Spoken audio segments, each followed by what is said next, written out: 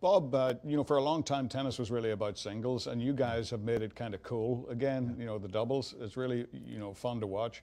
You guys, the interaction on the court, the chest bumps. When you see kids doing that, is it cool? Yeah, it's cool. I mean, yeah, we see other teams doing it now. Yeah. It's just become part of the culture, the chest bump.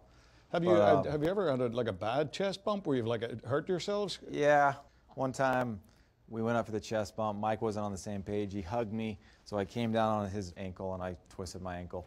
It wasn't good. That's an embarrassing He said I broke injury. his sternum. Whatever. Yeah. The veterans hated us. They thought we were cocky punks. Now they respect us more. Now we can break it out once or twice a match. For us as golfers, it was really cool to see tennis played at that level. We had Jack Sock, Jim Courier, and Serena, Andy Murray.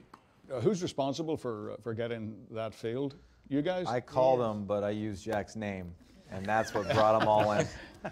I called him to have an opportunity to play on those grass courts at Jack's house. You know, I saw this morning, everyone's posting a picture of the Golden Bear.